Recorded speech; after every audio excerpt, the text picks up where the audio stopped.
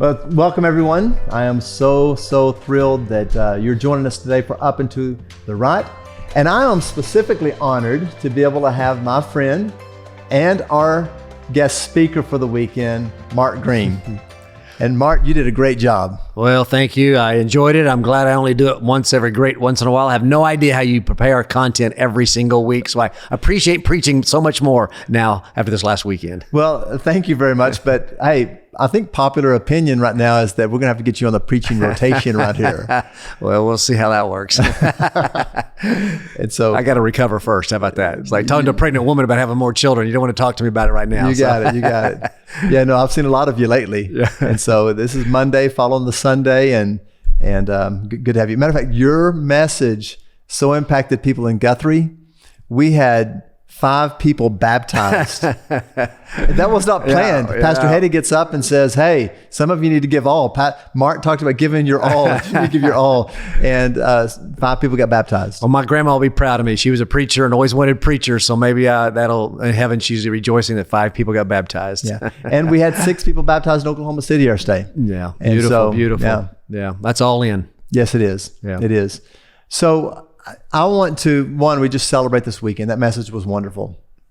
It was a powerful message, and I appreciate you just breaking down, God's word and sharing to us what it means when Jesus says, give. Yeah. And generosity. And it's not, generous people are going to give. And I want to have a heart that is generous. And so Amen. Thank you very much. And I made a statement to you right at the end. Sometimes really it's taking off your message, going all in. I'm so admire you and your family for being all in because it actually, when the stakes are higher, it's harder to go all in. And early on, I remember as a young man in ministry and going all in, people look back and say, wow, applaud you, Pastor Rodney, that's great. But it's harder now to be able to look at the ministry and where we are and as a family, and to be able to say, I'm still all in, God. And I appreciate that's how you have lived your life and your family have lived your life. Yeah, and I think that's what I was trying to say about generosity too. People don't just get generous when they get wealthy. They're generous usually when they don't have much at all. Yes. It's the same thing about being all in. It's usually those habits you start, because as you get further and further, Satan has more and more tricks he pulls on you. So if you don't have that foundation set, it gets tougher and tougher. God does miracles and he can do that, of course. But we see that usually if somebody's a generous spirit, they probably did it when they didn't have much, if they did it when they have a lot. So good. So it's good to have Mark here, and we're going to get into our section called Let's Talk, and we're going to hear just an amazing story, his life story, of how God has led him to where he is now. So let's go to Let's Talk.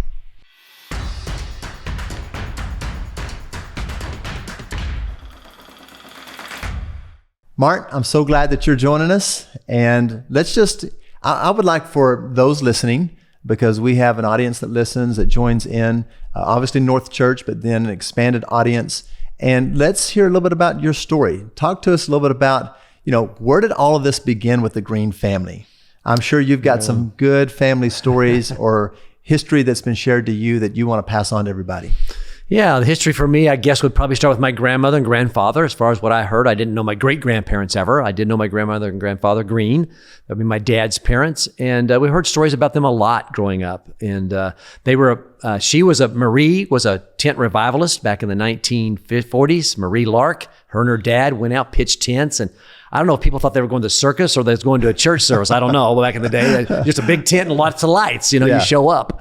Yeah. And one day a young man walks in. His name was Walter, and Walter gave his heart to 2 people that night. He gave his heart to Jesus, and he gave his heart to Marie, and started courting her. And they became married and pastored little Pentecostal churches, never more than 50, maybe 100 at the height. And but they had lots of children. They had 1 child every year. As a matter of fact, I didn't believe it at first. My dad, because his later in life, he said, no, she had a child every year for 7 years. She lost 1 in childbirth. I said, no, you can't have 7 children in 7 years. I mean, we had 1 every 2 years. We thought we were intense. Yeah. And I started thinking about their age. I thought, oh my gosh, yeah, they're all a year apart. And so I thought that was their church growth strategy. One new member. But it didn't help on the economic engine side. And so my dad was raised in poverty. They had 3 girls in the bedroom.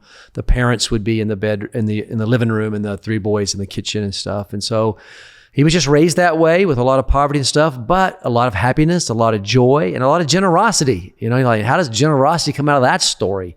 But my grandma was a very generous person. She used to sew little doilies, and she'd sew these doilies, and my grandfather would say, "Now, Marie, why are you sewing that doily?" She says, "Well, I want a missions offering." I gave him the mission offering for us. No, I want my own missions offering. And Dad said if nobody bought her doily, she bought her own doily just so she would have a missions offering. And so she had a giving heart. And so that was just part of what we heard and was about. And now there's a lot of pressure in the family to be preachers. And when both your mom and dad are co-pastors, so they wanted 6 preachers or missionaries, and that was kind of the ultimate.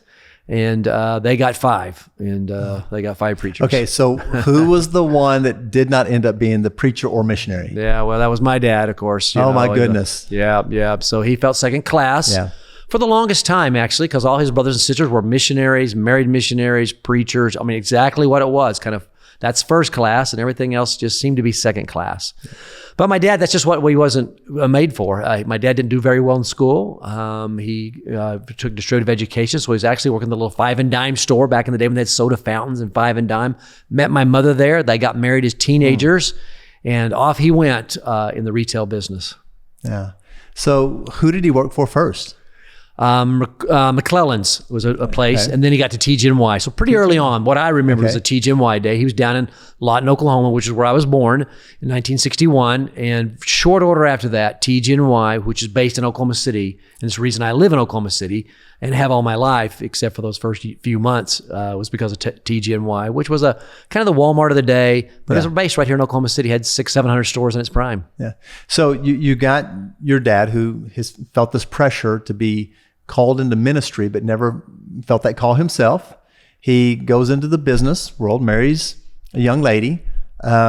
He's obviously a follower of Christ. He's living for Jesus. He goes into now. So tell us, how did David Green become David Green, the Hobby Lobby, guy he is now that we know him as? Yeah, well, in 1970, I was 9 years old. My brother was 7, and my dad was starting to get work-life balance off. And so working, he got 2 days a month off. He got every other Sunday. Now, they didn't open till 1, so he was always able to go to church. But as soon as church was over, he had to leave and go to work 2 of the 4 Sundays. And that's just not what he wanted. He wanted God, family, then work, and it was getting kind of mixed up. So in 1970, he went to the bankers and did as best he could, put all the equity up he had, I guess. And the banker says, "All right, you're worth $600." And so he borrowed $600 with his partner. He had a partner. Actually, there was 2 of them, and that's the most they could get was $600. Well, you can't open a retail shop on $600. No, even 1970, there's not that big of a difference. No, yeah. I think $600 would be about $3,600 today when I looked it up. So it's $3,600. That's not much. But so they bought a chopper, which would cut wood for frames. So we started gluing little bitty mini frames. And so the $450 for the chopper and then $150 for the wood. And we actually had a blind man that cut them. So we did Braille. And then my brother, I got paid 7 cents. My brother got paid 7 cents. And my mom worked for free. And my dad went back to work because there wasn't any income yet. We messed up a lot of the wood in the beginning, but we made enough to get samples. And so we gave it to a salesman, and we're going to pay him commission because we couldn't pay him. If you sell them, we pay you. If you don't, we don't. And he did. And he went and sold like $1,500. Well, we don't have enough wood now for this $1,500 order. So now we're taking a purchase order back to the bankers. And now, banker, would you loan us some more money based on this purchase order? And so it was just kind of hand to mouth there in our home, gluing frames. And then after school, my mom would pick us up and we'd go down to Cerebral Palsy, and they had different situations that they needed work, and we were able to provide work because they could glue frames and make it an income for themselves. So it's that's the way it all started in 1970. So 1970, you were how old? I was 9 years old. 9 years old. So here you got you and your sibling putting frames together, 9 and 7 or 8 years old, and then a blind man. Yeah. What a way to start it. Most people don't think of Hobby Lobby starting with a 7 and 9 year old and a blind man putting frames together. But that's an amazing story of what God has done. Yeah, most things are like that. They're what you call it 20-year overnight success. Yes. Usually about 20 years in, people hear about you and they think, oh, it's just an overnight success. And you're like, no, you weren't here 20 years ago when we were in the garage trying to get the money for glue, to get frames and all that stuff, and just seeing my dad worry about, man, are we going to be able to pay our bills this next month and all that stuff. So there was a lot of stress that goes along with it, but God is also with us. When you talk about the sudden overnight stories, it's the same way in the Bible. Again and again, it'll use a phrase, suddenly. Well, there's a whole lot more before the suddenly. It's kind of, even on the day of Pentecost, it says suddenly there was a sound of a rushing mighty wind that filled the place where they were sitting. They began to speak in other tongues. Well, there suddenly was 10 days in the upper room praying. Yes. 10 days of praying led to the suddenly. And it's the same way with a lot of things that when we are obedient to God, as your dad and your mom were, over time, and then we look back, people look back at the Green family or the Hobby Lobby story as a success story that was just suddenly. Well, suddenly had a whole lot before it. It did. And so I saw the faithfulness, the hard work of my dad, and faith, a lot of faith at different times, and even generosity. Even at that point when we were small, my dad always paid tithes, both on his personal tithes as well as on the business. And so that was always just a discipline that we saw, that this was, yes, to provide for a family. That was the first goal, to provide for our family and our employees, right? We want to take care of those first. But at some point, when you make enough profits and you have some kind of profit down there, which finally you get to, whenever that is, we always wanted to give some of that money away. So I always saw that Hobby Lobby was more about, yes, it was providing income for us and our employees, but past that, what could we do for the kingdom of God? Yeah. And so that was in day one, back even when there was $600. And again, we didn't have a lot at that point, but you knew that was the philosophy going in. Now, you went through some dark times in the 80s, I think, where you almost had to shut down. Is that right? Yeah. My dad called the families to meeting. I have a brother and a sister. He called all of us. I had either 2 or 3 small children at that point in the mid 80s. And just my dad says, you know what, guys, I don't know if we're going to make it. So it was just kind of a hard conversation for my dad, because he knew that all the family was making its income from Hobby Lobby. Yeah. And so, wow, if we're going to shut this down, it's going to affect him, but also his 2 sons and his daughter and son-in-law. And so that's a heavy weight for dad to carry. And so I can't say that I even remember saying it, but my dad does, because I've heard him quote it before. He said, now, Martin, then you said, God, Dad, we're not dependent upon you. We're dependent upon God. You know, so that kind of gave him that sense that, because he kind of took it on himself. But we knew that we were depending on God. Yes, we looked to our Father. He helped us. You know, we're 9 years old. You get paid, and you're just used to income. We got paid through Hobby Lobby all of our life. But it was one of those times the oil was going bust, and it just helped us to focus. We had gotten into gourmet foods. We'd gotten into ceiling fans. We got into luggage, and just that wasn't who we were, because the oil boom was going on, and all of a sudden we could sell all this stuff. We really had to get back to who we were. And I think it was a time that my God gave the business back to God and says, you know what, I haven't done well with this. God, can you help me? And God has helped him, and he's been faithful to remember that lesson in the mid 80s. So God helped y'all get over that hump, that time. But then in the 90s, things started going up and to the right. All of a sudden it went from being, okay, we got to manage this debt load and pay bills and stuff, to now you're prospering at a level that you've never prospered before. Yeah. And God begins to bless. And then now you're looking as a family of seeing this multiplied growth in income. And then you're like, okay, now to me is the real story for Hobby Lobby, of learning again to trust God. You had to trust God at the beginning and commit it to him, trust God in the 80s. Now you're trusting God again by saying, okay, we're going to restructure this and make sure we give this family or give this business to God. Yeah. And that's what you did.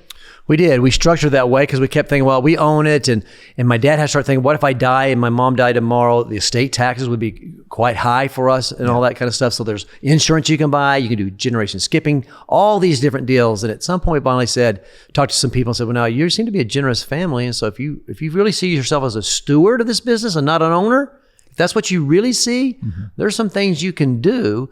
You know, and so that's what we were able to do. So basically, I mean, it gets complicated with all the taxes and all that kind of stuff, but we've given 99% of the stock away. You know, it's got no voting power. So 1% of the stock controls the 99. Nobody's going to want that 99 because you have no control in it. Yeah. But if it ever sells, if Hobby Lobby ever sells someday, the generation somewhere down the road, nobody plans on selling it now. We enjoyed building the business and all that. But if they were to sell it, 90% of it would go to ministry. And so our kids know and understand, and the family understands whatever your job is. If you want to work at Hobby Lobby, and some of my kids do, some don't, they get whatever they're paid. And so the janitor gets paid a certain salary, the CEO gets paid a certain salary. So you can have the apples off the tree, but the tree's not yours, the branches aren't yours.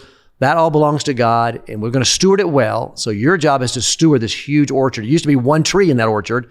Now there's over 950, if you count every store as a tree, 950 trees. And so there's lots of fruit on there. So whatever you work for, but there's no free fruit coming to you. So the business is set up like a church, like a nonprofit, in that the family can work there, but We can't just sell this thing off and just buy an island somewhere in the Caribbean and live happily ever after. This is God's thing, and I think that's the whole purpose.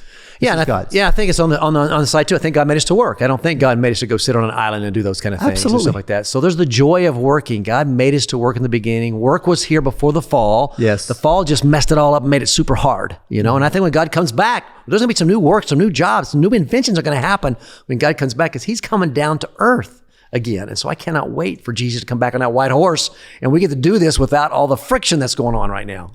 And Mark, you talked about that on Sunday in regards to the rewards. We've got, it's ultimately about the eternal rewards. We know that God takes care of us here. Yeah. And there's rewards for serving God in the here and now.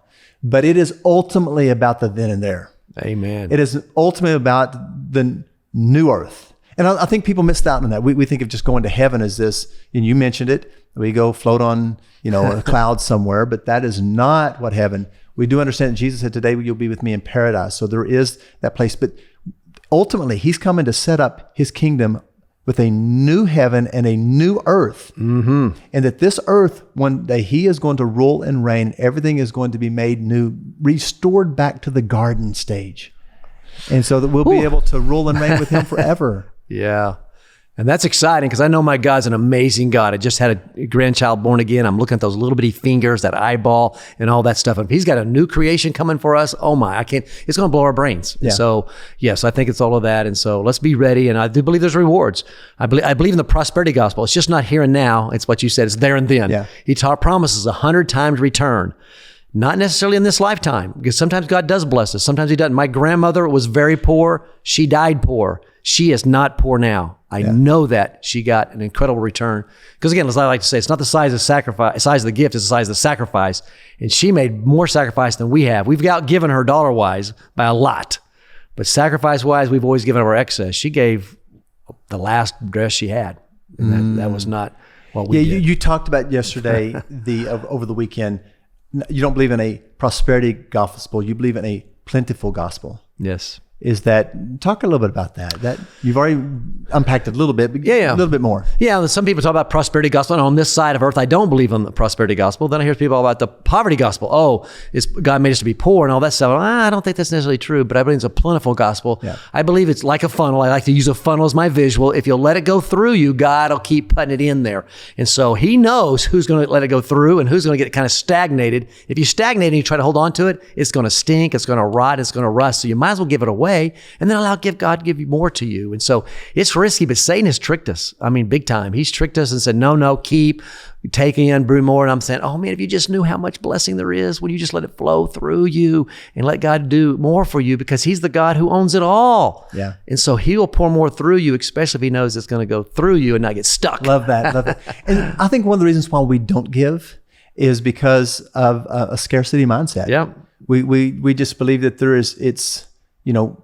there's no more. And we serve a God who owns a cattle on 1,000 hills. Yeah. And I tell you, the best way to break greed is to give. You know, break greed? Yep. Give. Absolutely. Give. Yeah, absolutely. And as you begin to give, and sometimes breaking that greed might not be easy, because you're like giving with a clenched fist. But once you give, or however you give it, through a credit card or through writing a check or through cash or however, but each time you're breaking the grip of greed to the point that you come up with your hands wide open, like you said. Yeah.